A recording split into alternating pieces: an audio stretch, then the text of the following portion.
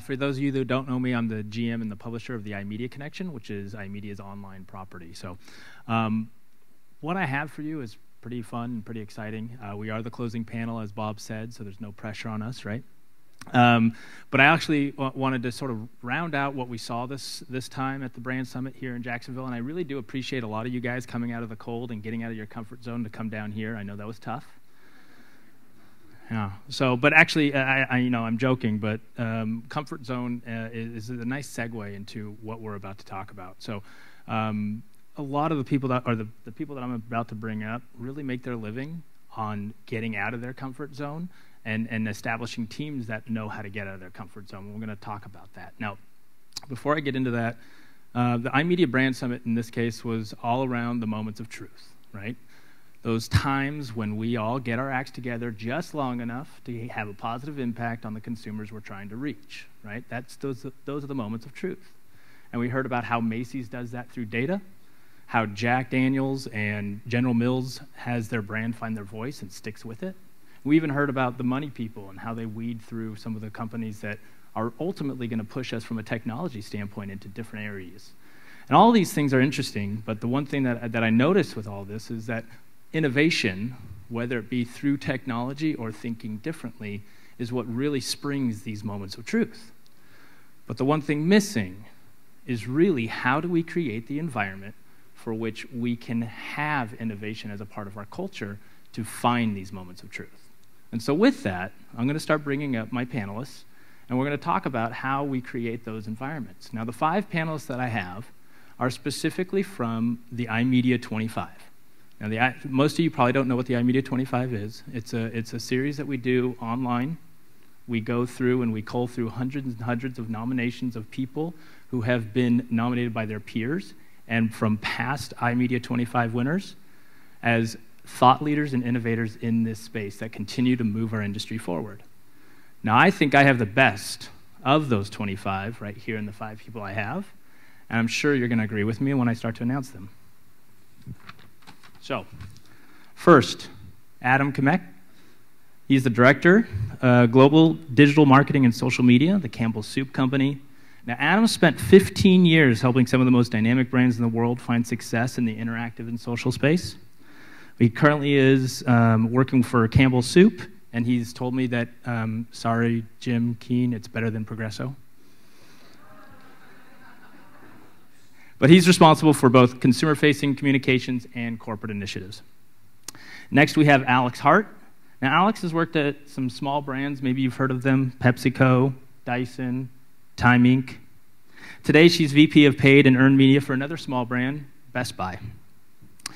So in her current role, she's integrated paid and earned media into one cohesive team, which she says gives her the ability to plan a holistic strategy that merges the organic side of the editorial content for social media with her paid media investments.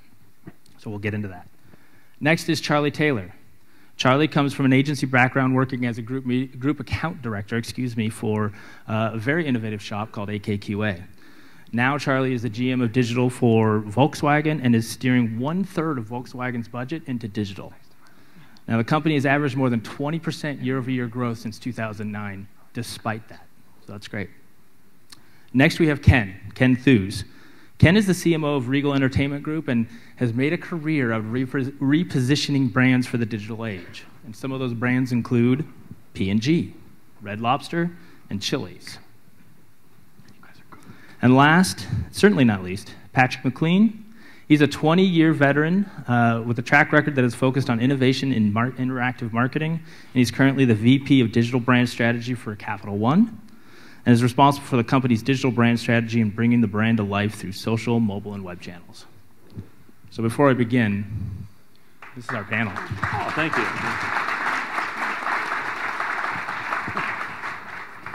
So, guys, thank you for coming. We talked a little bit about this over the phone and then leading up to this and even in the coming days. You know, really what I notice at some of the summits and a lot of events normally is we really focus on the actual work. But getting to the work sometimes is really the hard part. So I'm going to move so I can see you guys a little bit better. So I'm going to start with you because you're right next to me. Yeah, exactly. So how do you really focus on bringing the ideas that actually create these moments of truth, that create these breakthrough innovations.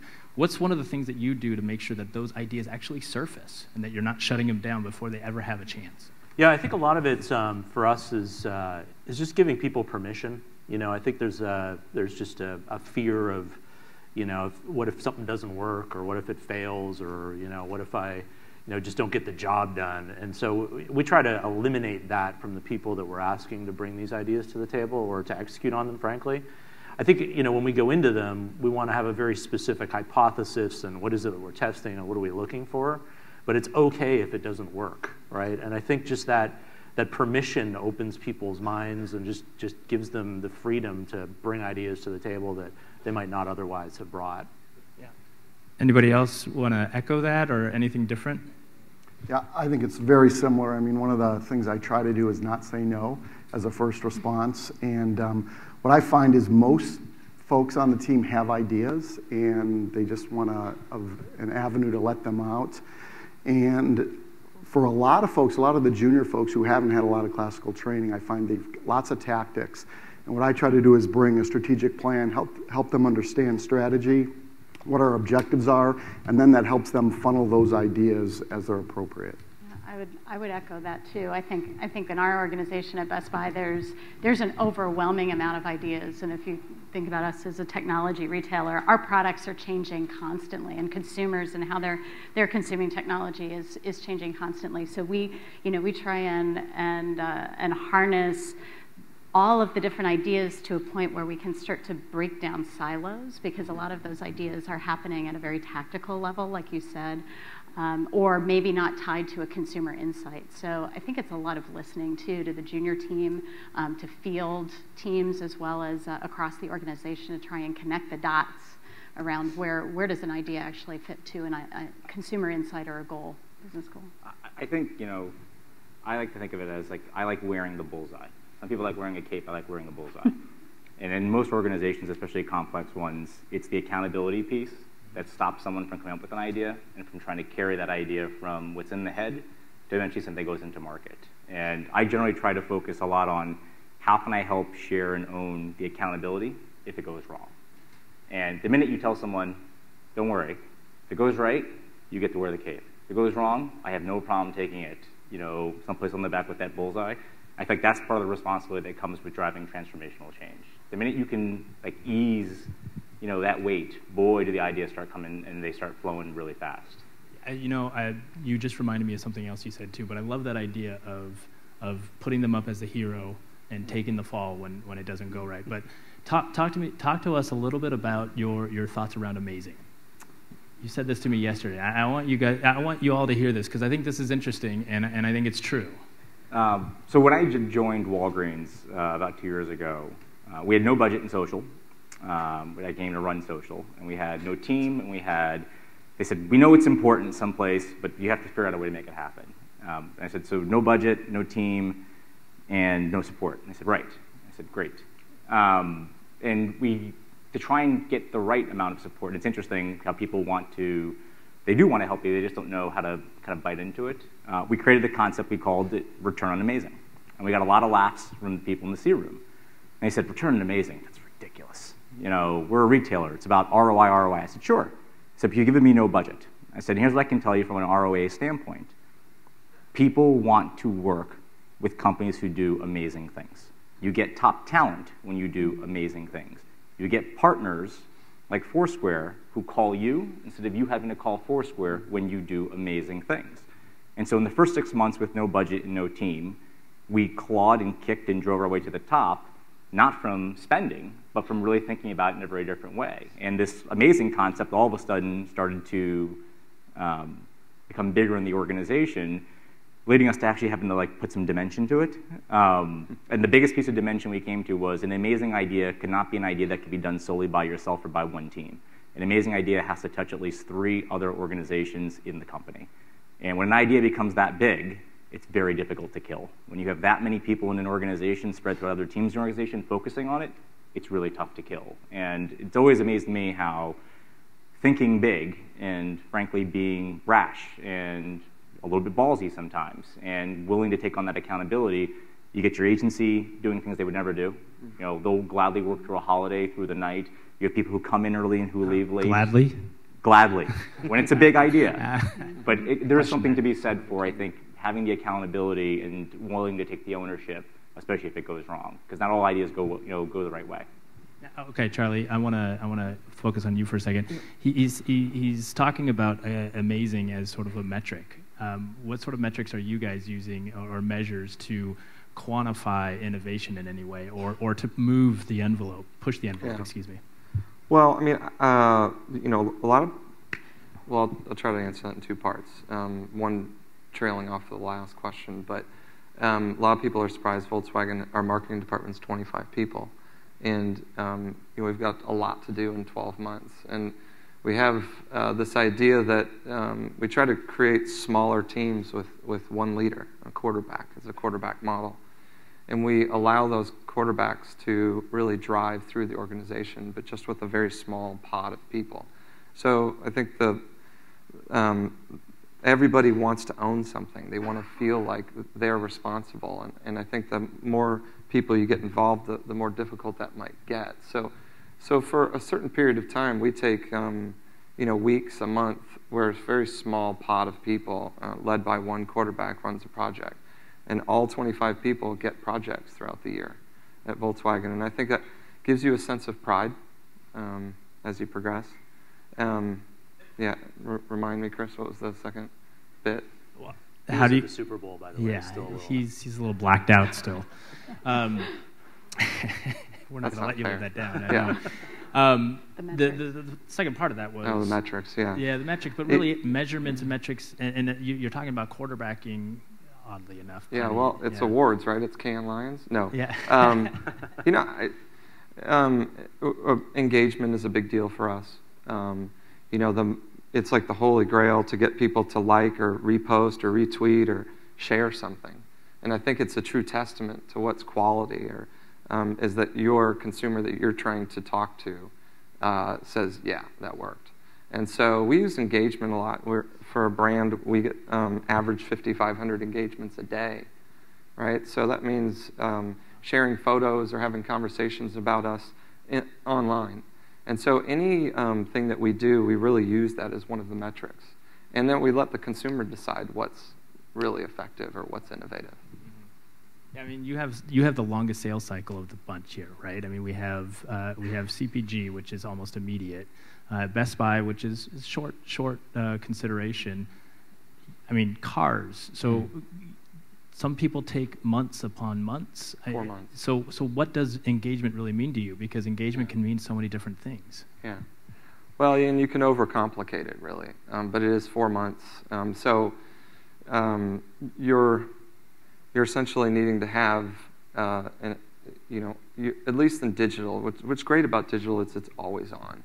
Right, so we've developed platforms in areas like you know, online shopping spaces, in social, and all of these platforms allow us to touch a customer at different stages of their shopping cycle. So, you know, you know, if your objective for launching a vehicle is brand awareness, we tend to use traditional media, but as soon as somebody gets into that 4-month cycle. We're very much trying to use data to understand where they are and tailor the message to where they are. So, you know, we're actually, I hear big data used a lot here. As a brand, we're really focused on trying to actually own our own data.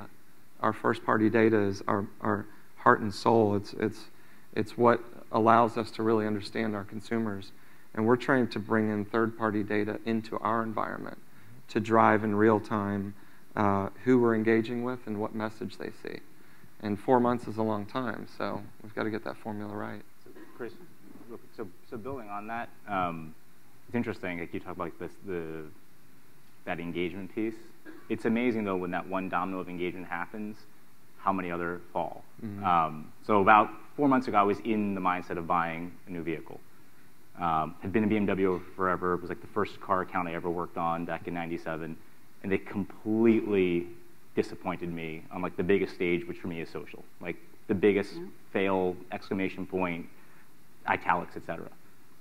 But the folks over at Audi, which I know you guys obviously have a corporate relationship with, like jumped into the scenes. We're like, we will show you what web treatment actually looks like. And I can only tell you that the process to buy was phenomenal.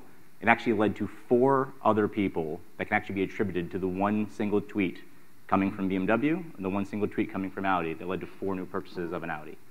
And then someone else was actually in the same kind of category looking for a car, said, "Do you love your car?" I said, "I love my car." And they said, "Well, we're kind of thinking about the Jetta TDI versus a number of other things." They said, "It's so similar to this version of an Audi, like you should definitely go ahead and do it." And that person bought it.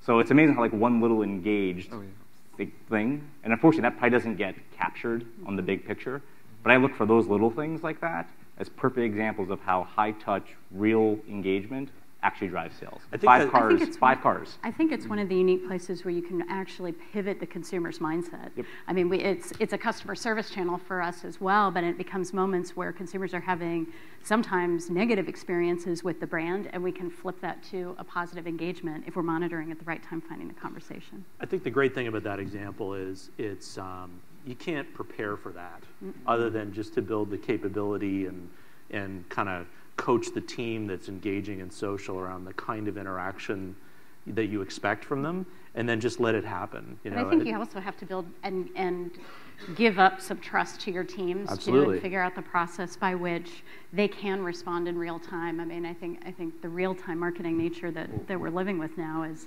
you have to empower your teams. But you know, to me, a lot of the conversation it started around, gosh, it's hard to connect social to ROI, and I think we're hearing a lot of examples where you know what, you can drive sales. And I think for me, there may not be a traditional ROI calculation, but if we're doing a social campaign on Ironman 3 when that comes out, you know what, I expect our market share for Ironman 3 to be up versus our competitors, because that's where our focus is going to be. So I think there are a lot of ways where you can connect what we're doing socially and digitally to the sales. Well, I also think beyond sales, though, it's also like your description is probably more an impact on the brand overall than it is necessarily tied to the actual sale of vehicles. Like I think of it as, you know, look, acquisition is, everybody's after that at the end of the day, but if you can have a much more positive impression of Audi than you did going into that experience, that has, I think, a more powerful impact than anything. Well, I think you used the right word, which is team. One of the most interesting things that came up, for those of you who were in the Marketers Only Day on Sunday, someone made a quote along the lines of, it actually had to do with attribution, which is kind of funny that we were just talking about that, but it shouldn't matter who scores the touchdown at the end of the day. Right. And unfortunately, if you kind of think about a lot of complex organizations, individual teams have a sales goal or some type of a goal within there, and you get a little bit selfish, and you want to be the one that carries the ball. And generally what I find in organizations where you don't care who scores a touchdown, you just simply care that we're adding more points on the board, that team isn't just a social team that's 6 people or 7 people. It's a VP of marketing. It's someone in customer care. It's someone in sales. It's someone in accounting. Everyone is actually tuning in and like paying attention. And all of a sudden, you have an infinite team. Well, how big is your team? Everybody, how big is? I mean, we know Charlie's is 25. What's yours? So if you were looking at in social, just your entire marketing team that you have to work with on a regular basis to drive innovation. It is definitely bigger than 25. Yeah. And I think the toughest thing being in a global role is you have to be able to give enough autonomy for those markets, because every market is different. Yeah. And Asia, like specifically, right? It's 7 different variations of Asia depending on where you're in within Asia. And I generally find, you know, we're having a good conversation before this session, but when data tells the story versus data being used to tell your story, it's a really easy way to get everyone lined up in the right direction. And it's a big difference. Huge difference. Okay, so you have hundreds, is what you're saying. Yeah. Alex? 40. 40. Ken? I've got 33 that are focused 100% on digital social, and probably another 3 or 4 that work very collaboratively on their business units with the digital team. And Patrick? Yeah, we're 15 to 20 in the digital side. Okay, so I hear a lot of great ideas and tactics around how digital can really influence behavior and actually perception. How do you use that as training for your big teams? Because I mean that's the crux here, right? You have these thoughts. How do you distill that down to the rest of the team? Anyone? Alex? That's a tough question. I think, I think there's something to be said too for the across the organization. And so the more I try and facilitate, how do we mash up against other parts of the organization so that you're socializing the objectives, the goals, the insights, what's the right data that we're looking at that can help drive the innovation. I personally cannot wait, and not just because I don't want to do employee reviews, but when I have 0 direct reports, we finally have, honestly, we've solved it, right? Where you don't have digital strategist, digital brand manager, digital whatever, insert name. When you can strip that digital out of the title, when you have 0 direct reports, but you have digital thinkers across your entire organizations, job done. Yeah. Like, it's unfortunate that we still, I think in a lot of companies, agency and client side, we use a model circa 1999.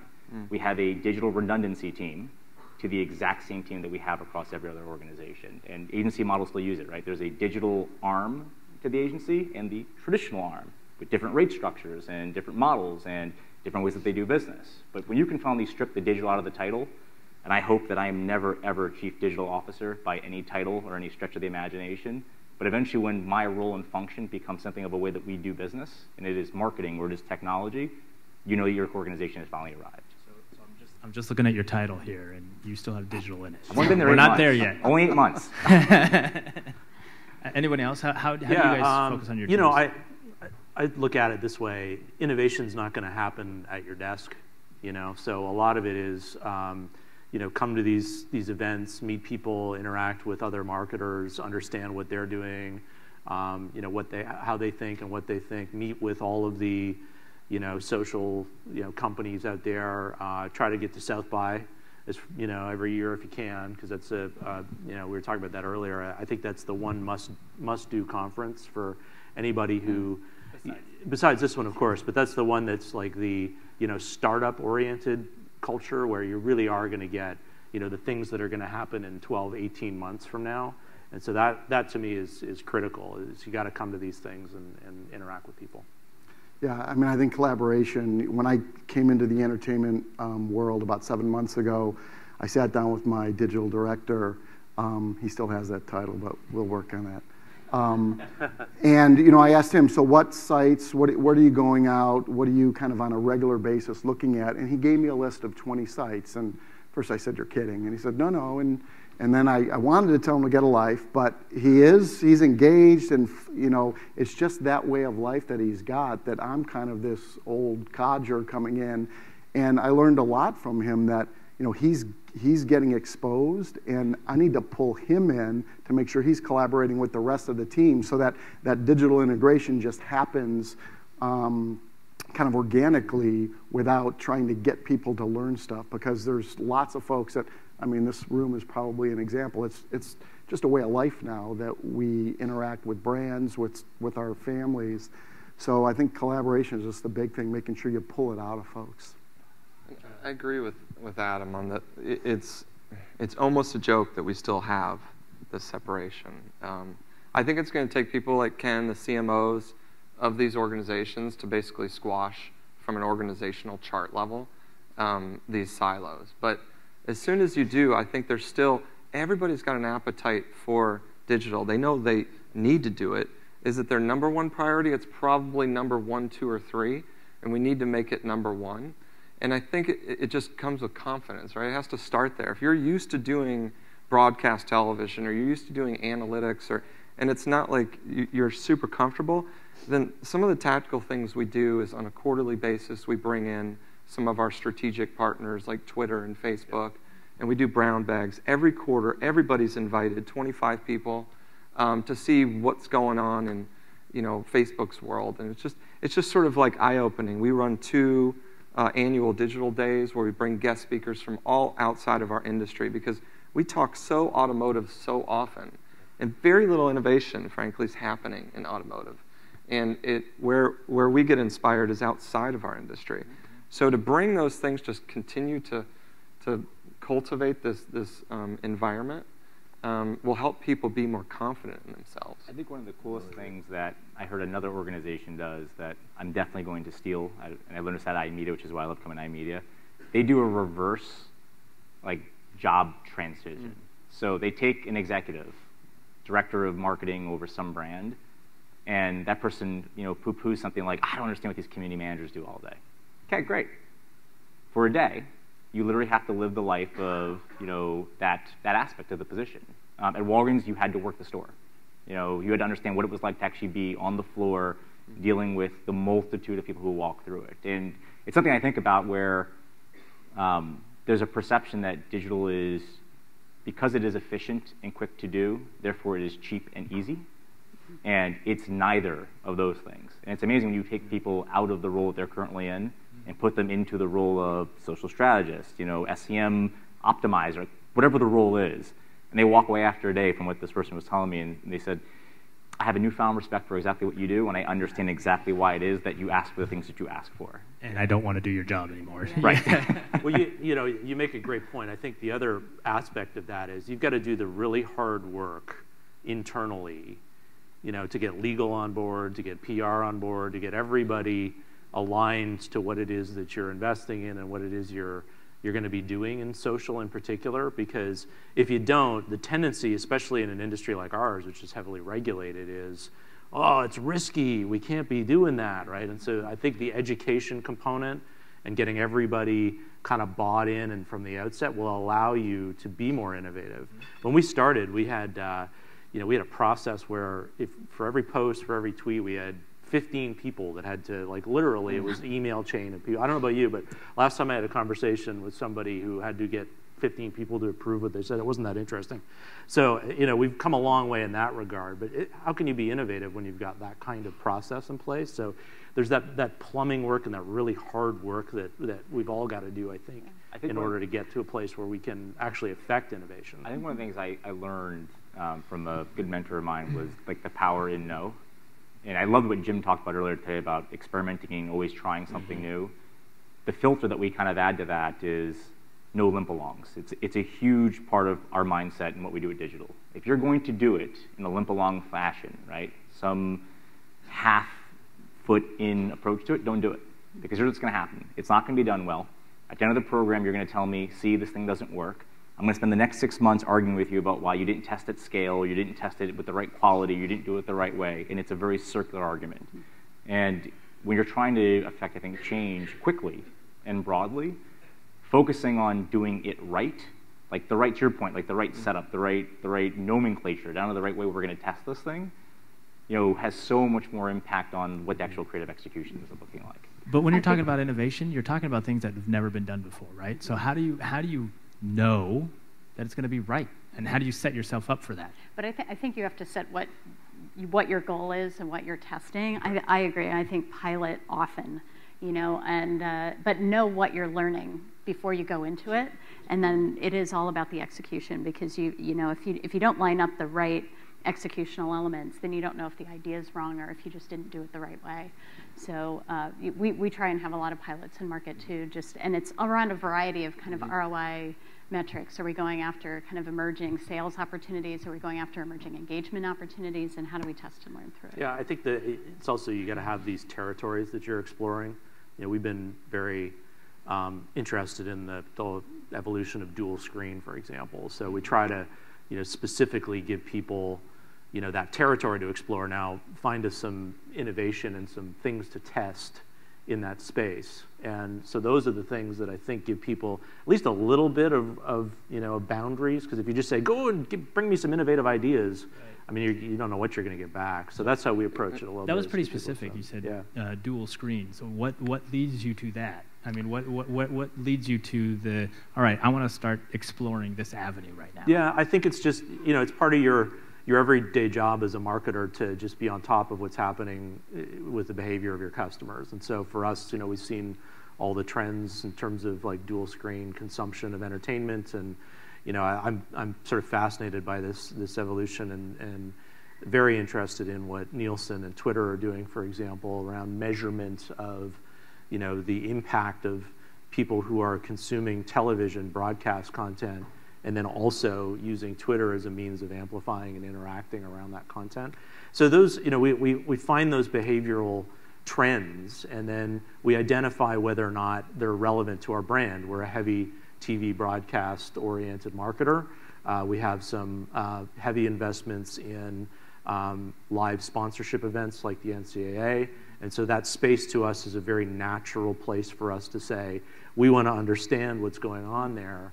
Let's get in early, let's test and learn, let's try some things, and figure out what's going on with our customers directly. And so that's the kind of thought process that we go through. Ken, do you have anything that you guys are exploring on the entertainment side? Yeah, I mean, we're constantly exploring. And, you know, to your question of how do you know if it's right, well, you don't. And so I think we've got some great creative partners in the Hollywood studios. And, you know, I think part of their frustration historically is that Regal's been very conservative, probably not unlike, I think, a lot of the companies that are coming here, because we're all trying to get better. And, you know, part of the first thing I asked my team to say, as much as I'm telling them yes, tell the studios yes, and get their ideas and let's work with them. And, you know, we were not on their radar for digital partners when I got there. You know, iTunes are the folks, you know, that they're going to. And one example was, you know, Universal came to us. They had a movie they weren't sure about. They thought it was going to do well, called Les Mis. And it was different. You know, it was a musical, number one. It was shot differently. And they came to us with an idea to feature custom content nobody else would have. They were only going to give it to Regal. It's kind of the making of, but explaining, if you haven't seen the movie, anybody haven't seen Les Mis? Anybody? Well, quickly get out to Regal before it gets on DVD. But the gist of it is they're singing live. At Best Buy, yeah. They're singing live on camera, which had never been done before, because they always sing the track in a studio. And so we got Hugh Jackman to do an intro and a shout out to Regal to show it. But digitally, they launched it exclusively with Regal on our Regal YouTube channel. And, you know, in 4 days, we had 1 million views. And for Universal, it was eye-opening in that they had a press release, we had a press release, we drove people to our site, and they kind of looked at us as, hey, maybe we don't have to always go to Apple and to iTunes to look for a partner. So it's just stuff like that where we've got to say yes, and then we've got to bring to bear our resources to make sure that it's successful. Alex, anything to add there? I think for me, the role of mobile is a really exciting space, and one where we're planning a number of tests around. We're a multi-channel retailer, so understanding, you know, where mobile advertising, where social and mobile interconnect, and how it drives store traffic versus brand engagement versus .com. I think all of those there are a lot of key questions in that space that we're testing around. I think the lowest hanging fruit for me are friction points in buying a car. You know, I mean, how many are there? Endless. One of the examples right now, we're exploring reinventing the test drive, just completely, you know, smashing the current definition and using mobile and location services to allow consumers to test drive cars outside of dealerships, right? Innovation in your industry, whether it's automotive, other industries, I think looking at the friction points for making it easier for customers to do business with you has to be the lowest hanging fruit. And, you know, another example is when we launched the Jetta a few years ago, you know, selling cars on the internet outside of dealers was blasphemy. It was crazy. Dealers will come here and they will fire you themselves. And, you know, we ended up selling 3 cars on gilt.com, one every 24 hours. And under the same brand premise of great for the price of good. And Gilt at the time was a flash sales site. And it's just understanding that consumers might actually want to buy a car on the internet. Those are innovation points. Who came up with that idea to sell it on Gilt? Oh, of course I did. No, somebody in our group did, and it's just one of those simple ideas that just takes a very simple execution, and it works. All right, so before we turn it over to the crowd and see if they have any questions for you, real quickly, we'll go down the line. Just like Charlie just did, give me one execution that you're really proud of that came from your team that drove innovation and sort of was eye-opening for you. One thing. Yeah, I know, you have tons, but just one. You know, we had a couple of situations, one in particular that I'll highlight. So The Onion did a piece on Capital One and our Visigoths, and so we very quickly, within a matter of maybe 10 minutes, had turned around a tweet back to the Onion, and then that sort of took off a little bit. So that was probably one of those real-time moments when we just took advantage of a popular culture, opportunity and flared it up a little bit. So 15 people didn't have to approve that? No, Okay. that was done just by our community manager at that point. So. Another for Regal is really leveraging our loyalty card. We've got 20 million people. There's about 7 million active. And one of the things the studios love to do is they love to do word-of-mouth screenings where they'll just throw tickets at people at radio stations to give away. Ultimately, what they do is they work with an agency. They've got costs. They end up giving tickets to people who just, kind of will do anything for a free ticket, aren't brand loyal to the genre of the movie or the studio or the theater. So we kind of brought an idea now to, it's been five of the 7 major studios, leverage our loyalty data. So we segment, and we've got the Regal Crown Club, we've got our Crown Jewel segment. So our Diamond customers are our best customers, but we will reach out to them digitally, both on our website, we'll serve up the ads on our social, and invite them to these screenings if the genre matches who the studio wants to reach out to. And what we've done is we've been able to fill the theaters to about an 85% capacity compared to about 60% of what the studio did with no cost to the studio because they're not paying for the agency fees. I like that. I guess this weekend, since I was at the Super Bowl, thanks guys for pulling me out on that one. We had our spot, right? And the spot Get In, Get Happy was a little controversial last week. And, I was really proud to see our advocates out there in the social sphere sort of come right back at that press point and just, they had our back. And we use social the way it really should be, which is just you can channel messages, you can retweet, these are people that get your brand, that love your brand, and there's a reason for that. And I felt like when that happened last week with the arguably racist comments about our spot, the whole social universe was like, that's a joke. That's not offensive. And everyone needed a breath of fresh air, right? So it turned a negative or a frown upside down. I just thought that was innovation. Innovation's happening in real time all the time. Yeah, in some ways, you just had to get out of the way. Exactly, and I'm not saying we were pulling triggers that much. It was just more like organically happening. And then tonight, if you would, just watch Letterman because there's a little bit more coming up. Oh, great. So. Alex? I'll use this week as well because we also launched a new Super Bowl campaign, which is bridging into a brand new campaign for Best Buy, and in social media we extended off a hashtag Infinite Answers campaign, and I think for us we've been historically challenged with with negative sentiment in the social space, and so for us it was really about thinking about how consumers engage with our blue shirts in the store and how we can actually provide curated advice, unbiased advice, and so far that campaign is really driving that. So we're getting a lot of positive sentiment in a place where we don't typically. So it's great for us. Yeah. To your point, lots of things you can pick from. I'm actually going to pick something that has nothing to do that's external. When we started creating this idea of what we wanted digital to be at the company, the executive leadership said, like if you don't measure it, it doesn't matter. I said, so how do you want to measure our digital changeover? And over 6 months, we finally now have a model in place that I can't share, unfortunately, publicly because I think it's something that Jim will probably copy at General Mills. No, I'm kidding. But it's kind of one of those things you don't want to get out there. But you think about it from a leadership perspective saying, I care enough about us being what we call a digitally fit culture, which is something that's a lifestyle choice and an everyday commitment, that I want to track this. And I want to track it across my consumers, my employees, and my key customers, and my spend. And to me, when I think about, it's not so much the output of all the great initiatives I think we've done and the buy-in, it's the importance of we actually want to measure this. And I think when you look at something like that and you get that type of support from leadership, you have a really good direction you're headed. Great. I'm going to turn it to you guys. Anybody out there? I see one back here. Okay, there. Yeah, hi. Thanks, Tom Troja, Social Symphony. I want to commend you guys on getting closer to people.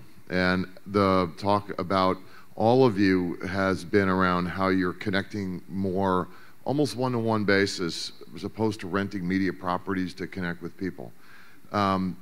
Charlie, you had mentioned about being innovative in low-hanging fruit and releasing the friction, and I had an idea. I was looking at a Touareg, right?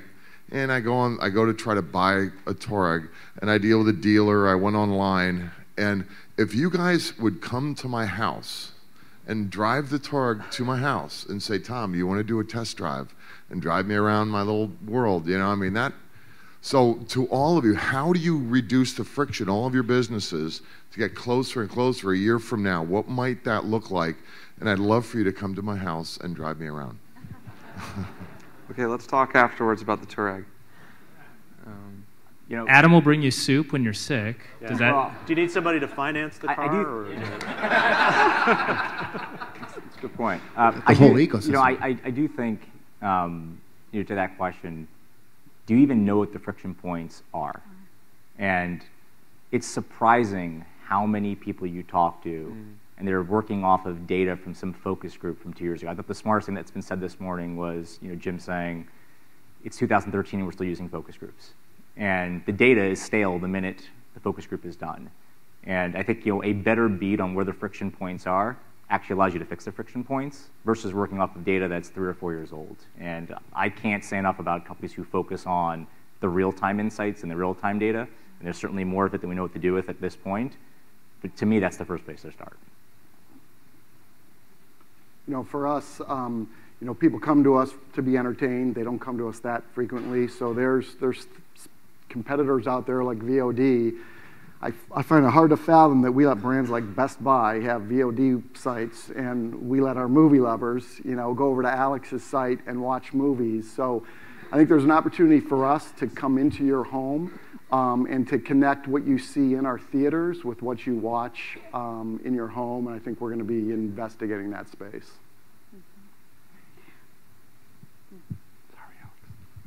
Hi, Kenneth Watson with Fuzz Productions. We're a mobile app developer in Brooklyn, New York. First, congratulations. Great job on the panel. Great way to close out the conference. My question is, how do you handle open innovation within your organizations? Meaning that a lot of ideas come from everywhere, either within your team or your AOR. More often than not, a lot of the brands that you represent rely heavily on your AOR companies for ideas. How do you allow other ideas to flow in that are truly innovative and unique? Be willing to listen. I think it starts there across the organization. I just had today an email from a different part of the organization with an interesting way to extend the Super Bowl campaign, and loved it. You know, so let's jump in and figure out a way to do it. So I think kind of having an open way to facilitate conversation and communication is important.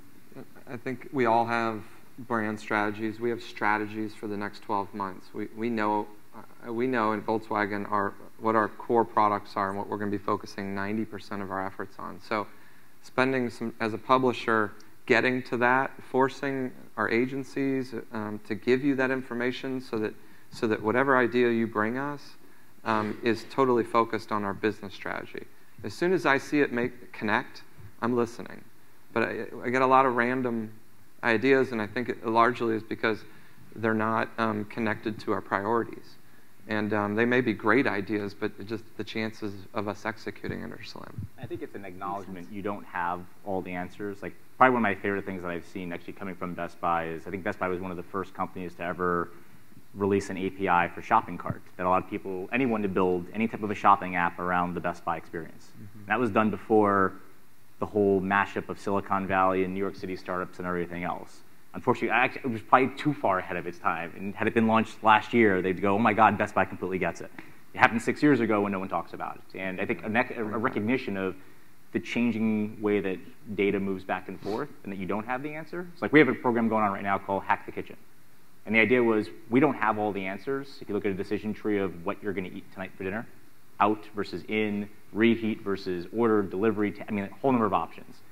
And in working actually directly with the developer community, we don't even require them to use anything Campbell specific other than our API. You can do anything you want with it.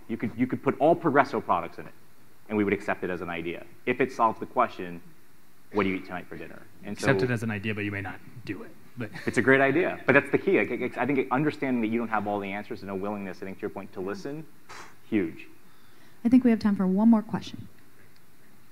Hi, this is Jennifer from Valvoline, and yesterday I led the table discussions on budgets and moving from one channel to the next, and the groups had a lot of dialogue and kind of confusion over, well, you know, how do I move my digital budget to this, and do I have enough budget to do that other things that's not on my radar, and how do I create fluidity in my budget? And you guys seem like you must have this better figured out than some of the other brands, because you guys are doing some really cool stuff, being really responsive. Like, can you give us insights to how you don't let the budget get in the way of being flexible? Yeah, so a couple things for us is, you know, we have a saying, there's always funding for a great marketing idea. So, you know, if somebody's got a great idea, we'll figure out how to get it done. So that's one. The other is we actually do have a dedicated budget for innovation. And I think that's really important because you're constantly going to be struggling with the ROI, NPV comparison to everything else that you're already doing. And hopefully all of the things that you're already doing are good and profitable and working. So how are you going to, you know, judge this new thing that maybe doesn't have a clear ROI path to it against all the other things? So we really do carve that out. And I think that's been a recipe for success for us in, again, giving permission to say, here's a pool of money. You know, it's there for those good ideas that we want to try and give permission for people to go and do. Yeah, and back in the day at P&G, the one sure way to get fired was to blow your budget, to overspend it. So I don't know if that's still the case, but kind of at my level, it's a little bit easier. We've got, you know, budget silos, and, you know, everybody wants to kind of be a hero and be under budget. And what tends to happen is we leave money on the table for what could be business building opportunities. So really, when my research team is underspent or my print team is underspent, we're not just giving that back to the company. We will if there's not an idea, but almost inherently, the digital team's got an idea or somebody else has an idea that we can leverage that. And so from a KPI perspective for my team, you know, you get an attaboy or attagirl if you're on budget. There's no kudos for being under budget. It's really how can we better leverage dollars. And so you got to be talking to each other to say, hey, I've got some money here I don't have a use for. Can we put it to use somewhere else?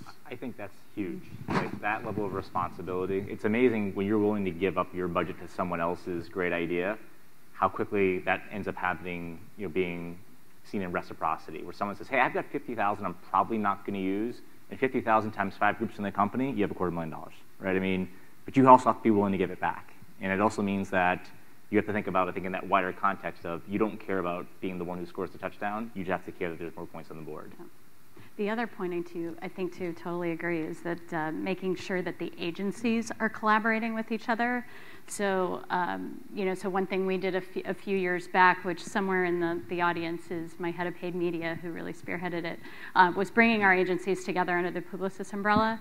So we have our digital media buying agency and our traditional buying agency working together. Their teams are co-located, so they bring us ways to shift our media dollars in the right way for where consumers are trending, which has helped a lot. All right, guys. Well, thank you. Can we have a round of applause for our panelists? Thank you.